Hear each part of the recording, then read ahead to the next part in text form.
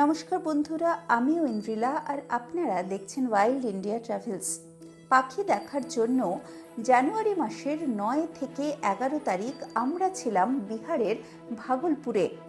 আমরা আমাদের চ্যানেলের এক্সটেন্ডেড পরিবারের সদস্যরা এবং আমরা 3 জন পাখি দেখার জন্য এবং প্রকৃতি চর্চা করার জন্য বিহারের ভাগলপুর হতে পারে একটি স্বল্প পরিচিত স্থান। সেই জন্য এই জায়গাটাকে আরও বেশি এক্সপ্লোর করার জন্যই আমাদের এই ট্রিপ। গত 2টি পর্বের ভিডিও আপনারা আগেই দেখে নিয়েছেন।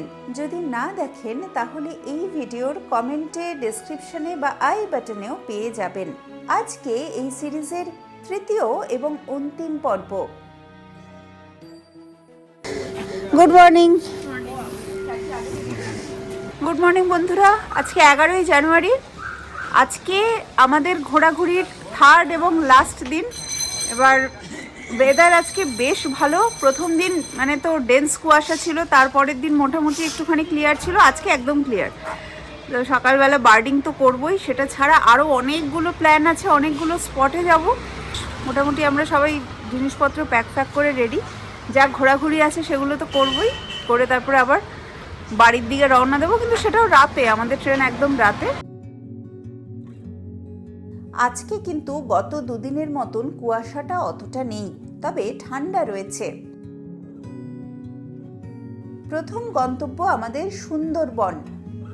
এটা বন দপ্তরের একটি অফিস।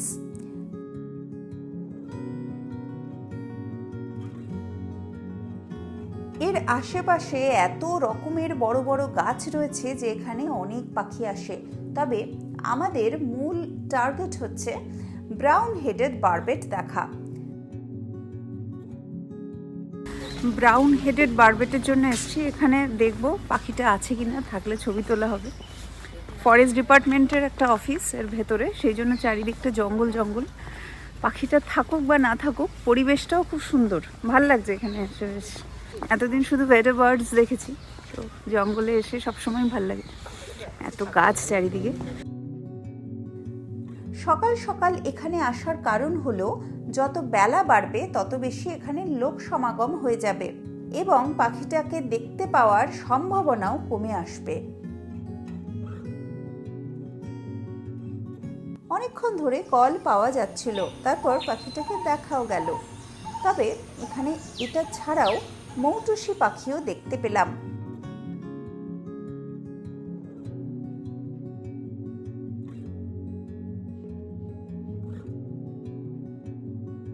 এরপরে আমরা চট করে ব্রেকফাস্ট সেরে নিলাম।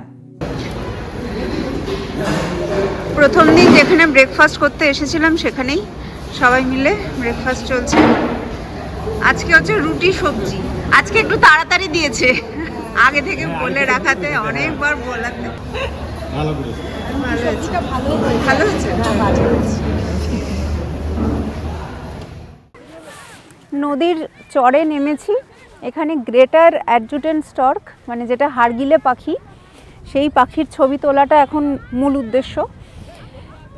এখানে চোখে দেখা গেছে যখন রাস্তা দিয়ে আসছিলাম, যেহেতু ওটা মেন রোড ছিল, ওখানে গাড়িটা দাঁড়াতে পারেনি।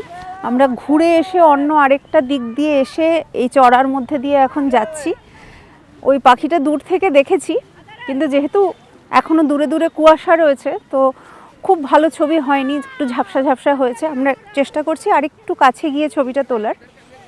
সেই হাড়গিলে পাখি যেটা কলকাতা কর্পোরেশনের লোগোতে রয়েছে, যেটা আগে কলকাতায় প্রচুর দেখা যেত। সুনীল গঙ্গোপাধ্যায়ের উপন্যাস যেটা, সেই উপন্যাসে এই হাড়গিলে পাখির রেফারেন্স রয়েছে। আর সেটা দেখার জন্য আসামে যেতে হয়। এখানে এখন ভাগলপুর আসতে হলো এই ঠান্ডার মধ্যে কাঁপতে কাঁপতে। এই হলো আমাদের অবস্থা।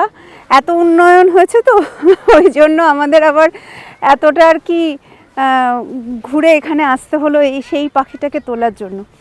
আসলে স্ক্যাভেঞ্জার টাইপের সমস্ত পাখির অবস্থা এখন খুবই খারাপ। এর একটা বড় উদাহরণ হচ্ছে শকুনরা। তো সেই জন্য এখন যেখানে ডাম্প নোংরা, সেখানে নোংরা হয়েই পড়ে থাকে, কারণ সেই নোংরাটাকে খাওয়ার জন্য এই যে উড়ে গেল, কি বড় দেখো, অনেক বড়, বিশাল বড়, বিশাল, মানুষের মতন লাগে, সত্যি তাই। হয়েছে কারো ছবি, किसी का मिला फोटो? हाँ हाँ हाँ उड़ गया। हाँ फिर अभी आगे भी वो उड़ के गए। हाँ हाँ वाटर बॉडी पे चांसेस है मिलने। अच्छा अच्छा এখানে আবার আসবো, अच्छा তো তখন 2-3টে অনেক সময় বসে থাকে, अच्छा। তো তখন আবার পেয়ে যেতে পারি। এখান দিয়ে ওঠাটা আর কি একটু ইজি, সেই জন্য সবাই এদিক দিয়ে উঠছেন। উফ কি কাঁপছি, বাপ রে বাপ। পকেট থেকে হাত বার করে যে শাটারে ক্লিক করব সেই ইচ্ছেটাও হচ্ছে না। এত দূর থেকে হাড়গিলে পাখি দেখে কিন্তু মন ভরল না। এরপরে আমরা চললাম কোশি নদীর ব্রিজ পেরিয়ে। এই জায়গাটাকে বিজয়ঘাট বলে। গন্তব্য কাদোয়া নামের একটি গ্রাম। এখানে আমরা ভালোভাবে দেখতে এসেছি ভগবান বিষ্ণুর বাহন গরুর পাখি বা হাড়গিলে পাখি। রোদ উঠেছে, সকালবেলা চলে এসেছি গ্রেটার অ্যাডজুটেন্ট স্টর্ক দেখতে। এখানে আবার একসাথে সবাই মিলে যাওয়া যাবে না, চারজন চারজন করে যাব। তো আমাদের একটা গাড়ি এখন সবেমাত্র গেছে, বাকি আমরা এখন ওয়েট করছি বাইরে। এখানে গাড়ির সামনেই ওয়েট করছি ঝিলের ধারে, সেখানে বাকি চারজন গেছে, ওরা ফিরলে তারপরে আমরা যাব। নেস্টের মধ্যে এখন হাড়গিলের যে বাবা মা যে পেরেন্ট পাখিগুলো সেগুলো রয়েছে, বাচ্চাও আছে। তো কোনো রকমভাবে যাতে কোনো রকম ডিস্টারবেন্স না হয় সেই জন্য আমরা বেশি কাছেও যাব না এবং অনেক জন মিলে যাব না।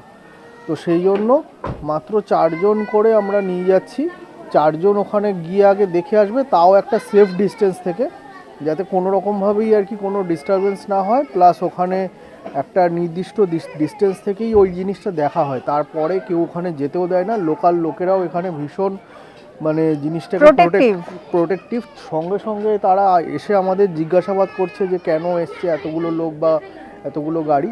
আমরা জিনিসটা বুঝিয়ে বলেছি যে হ্যাঁ এখানে কোনো রকম কোনো ডিস্টারবেন্স আমরা করব না। তো 4 জন করে দেখা হবে, ওরা 4 জন এলে আবার নেক্সট 4 জন দেখবে।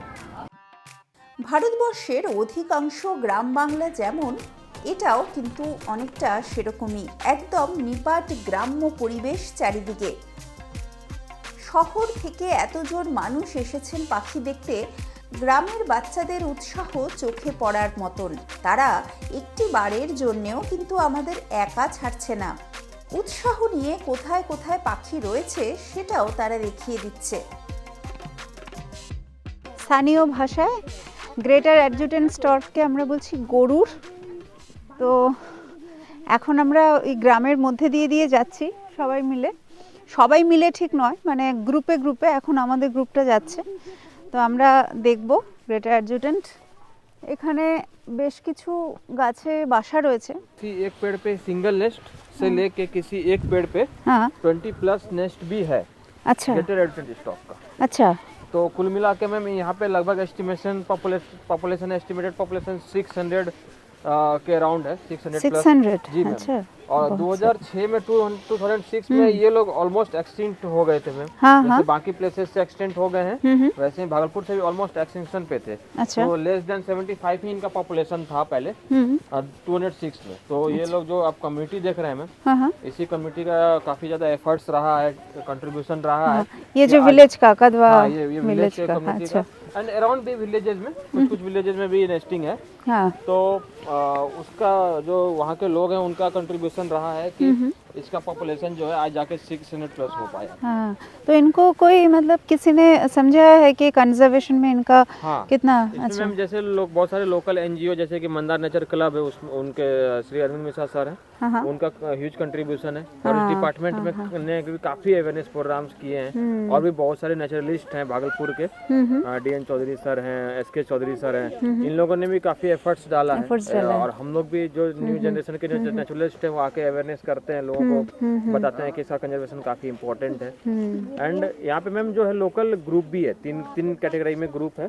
तो एक गरुड़ गार्जियन है, एक गरुड़ सेवियर है और एक गरुड़ धात्री है। तो जो सीनियर सिटीजन होते हैं उनको गरुड़ गार्जियन का ग्रुप का नाम दिया गया है। जो यंगस्टर्स हैं उनको गरुड़ सेवियर करके बोलते हैं, और जो लेडीज है लोकल कम्युनिटी की उनको गरुड़ धात्री करके बोलते हैं। तो ऑल टुगेदर जो इनका काम होता है, एक तो पहले अपने घर में वो लोग नेस्ट दिया है उनका घर में, they accept the fact, and also कुछ अगर जैसे फॉरेस्ट डिपार्टमेंट वाले इस नेस्ट के नीचे में नेट लगा दिए हैं, इनकेस कोई बच्चा गिर गया या कोई इंजर्ड हो गया बर्ड, कोई अंडा गिर गया, तो ये लोग लोकल लोग जो है वो इन्फॉर्म करते हैं तुरंत। डेडिकेटेड वाइल्ड लाइफ की टीम है जो आती है, इसको यहाँ से रेस्क्यू करती है, एंड फिर हम लोग रेस्क्यू सेंटर भी जाएंगे मैम। अच्छा। तो वो रेस्क्यू सेंटर में उसको रखा जाता है जब तक वो लोग हेल्दी नहीं हो जाते हैं। अच्छा। एंड जब वो लोग हेल्दी हो जाते हैं तब उनको वापस उनके नेचुरल हैबिटेट में रिलीज कर दिया जाता है। ये मैम है यहाँ का स्टोरी। ठीक ठीक। तो मैम आपने देखा वो पीछे सिंगल वाला था, हाँ। आप इधर देख रहे हैं मैम, एक पे 4 आपको दिखेगा। अच्छा। हम लोग मैम इधर आइए ना, यहाँ से। গ্রেটার অ্যাডজুটেন্ট স্টর্ক এবং লেসার অ্যাডজুটেন্ট স্টর্ক কিন্তু পুরোপুরি আলাদা। প্রথম পাখিটার বাংলা নাম হাড়গিলে, আর এই পাখিটা অনেক বেশি দেখা যায় পশ্চিমবঙ্গে বা সারা ভারতেই। এই পাখিটার নাম হলো মদন টাক। মদন টাক যে হাড়গিলের থেকে আকারে অনেকটা ছোট, শুধু তাই নয়, এর গলাটাও দেখতে অন্যরকম। তাছাড়া মদন টাকের ডানায় হাড়গিলের মতন সাদা দাগ নেই, সেটাও কিন্তু লক্ষণীয়। এরপরে আমরা চললাম আমাদের পরবর্তী গন্তব্যে। লিচু বাগানে এসেছি এখন চোর পাখি খুঁজতে। চোর পাখি মানে নাটহাজ, তবে এখানে পাওয়া যায় ইন্ডিয়ান নাটহাজ, তো আমরা ইন্ডিয়ান নাটহাজ খুঁজবো। আম এবং লিচুর গাছ চারিদিকে, মাঝে মাঝে হালকা হালকা সূর্যের আলো এসে পড়ছে মাটিতে। আম গাছে যে ধরনের পাখি খুব কমন, তাদেরকে দেখতে পাওয়া যাচ্ছে। ছোট্ট ছোট্ট মিনিভেট পাখির দল ওড়াউড়ি করছে।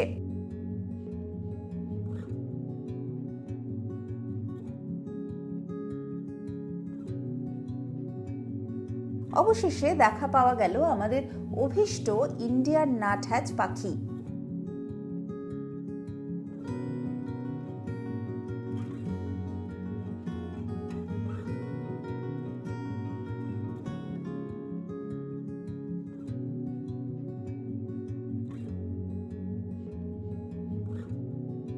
আজকে পরপর প্ল্যান, মাঝে জ্যামের জন্য আমাদের একটুখানি টাইম ওয়েস্ট হয়েছে, সেই জন্য আমরা আরও আর কি তাড়াতাড়ি ছুটছি। চেষ্টা করছি সবকটা প্ল্যান আর কি টিকমার্ক দিতে, মানে যতগুলো চেকবক্সে যা যা লিস্টে যা যা ছিল সবকটা টিকমার্ক দেওয়ার জন্য আর কি একটু তাড়াহুড়ো করছি। দেখা হয়ে গেল, ছবি তোলা হয়েছে, এবার আমরা আবার যাচ্ছি নেক্সট ডেস্টিনেশনের দিকে।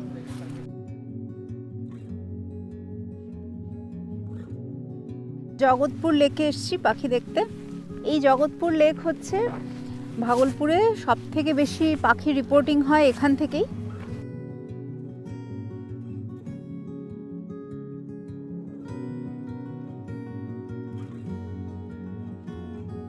নর্দার্ন পিন্টেল, লেসার হুইসলিং, এরকম আরও অনেক কিছু কমন কুট রয়েছে, প্রচুর পাখি দেখতে পাচ্ছি।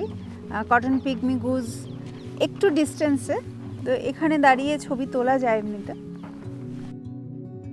জগৎপুর লেক ঘোরার পর এরপর দুপুরের খাবার পালা। হোটেলের পেছনে রয়েছে দারুণ সুন্দর সর্ষে ফুলের ক্ষেত। ভাত, ডাল, আলু ভাজা, চিকেন সহযোগে লাঞ্চ সেরে আবার আমরা পাখি দেখতে যাব। 4টে বাজে, সন্ধে হয়ে এসছে, মানে বিকেল হয়ে গেছে প্রায়। এখনও আমাদের পাখি দেখা শেষ হয়নি, এখনও আমরা দেখার চেষ্টা করে যাচ্ছি। আর সব থেকে মজার ব্যাপার হচ্ছে আজকে না আমরা বিভিন্ন রকমের হ্যাবিটেটে জাম্প করছি। একবার সর্ষে ক্ষেত, আরেকবার হচ্ছে এমনি মটর ডালের ক্ষেত, মটরের ক্ষেত, এখানে দিকে ভুট্টা, হ্যাঁ, তারপরে হচ্ছে মাঝে আবার জঙ্গল ছিল, মাঝে জঙ্গল ছিল। আচ্ছা, আমরা হাই জাম্প করছি কেন, মানে জাম্প করছি কেন? আজকে আমরা একবারে মানে সেই লাস্ট মিনিট পরীক্ষার আগে দিয়ে যেরকম হয় না, যে সব চ্যাপ্টার আর কি তাড়াতাড়ি করে পড়ে লোকে, আমরা সেই করছি, সব চ্যাপ্টার আমরা পড়ছি, বুঝেছিস? এটাই হচ্ছে কারণ, সব রকম হ্যাবিটেট সব কিছু আমরা দেখে নিচ্ছি। পাশটা গঙ্গার চর, তার পাশ ধরে ধরে এগোচ্ছি। গঙ্গার চরের দিকটাতে, এমনকি এখানে গ্রেটার অ্যাডজুটেন্ট স্টর্কও আছে, দূর থেকে দেখতে পাচ্ছি আর কি, বেশ অনেকগুলো 5-6টা বসে আছে এরকম। আবার এই গঙ্গার চরে নামাও হবে।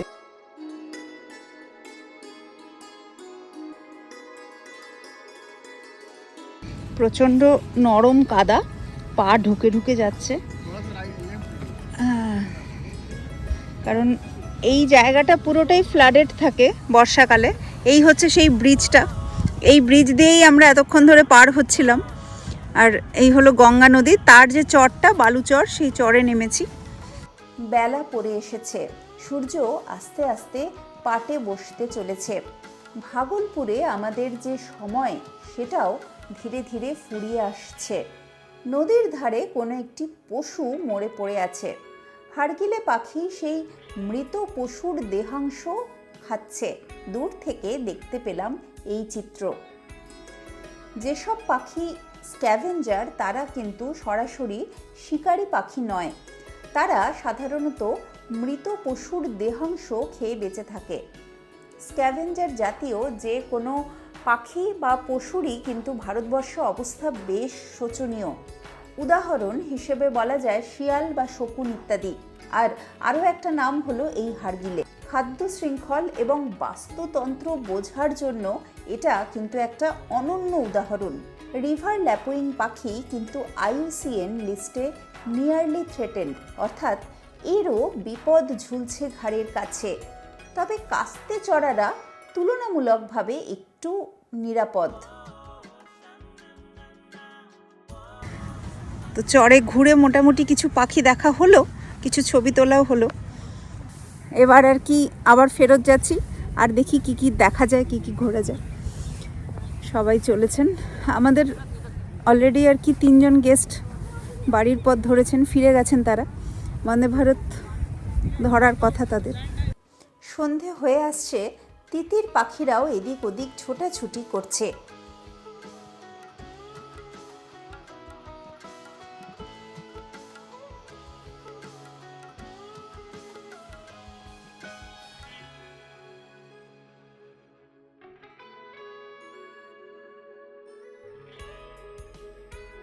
তবে শেষ পাতে কিন্তু দারুণ একটা পাখি দেখতে পেলাম। আর শুধু দেখতে পেলাম তাই নয়, সে আবার আমাদের চোখের সামনেই শিকার ধরেও খেলো। সব মিলিয়ে ভাগলপুর ট্রিপ কিন্তু একেবারে 100-100। আপনাদের কেমন লাগলো এই সিরিজ? আমার কিন্তু জানার ভীষণ আগ্রহ, আমাকে কমেন্ট করে জানান। আর ওয়াইল্ড ইন্ডিয়া ট্রাভেলসের অন্যান্য সব ভিডিও দেখার অনুরোধ জানাই।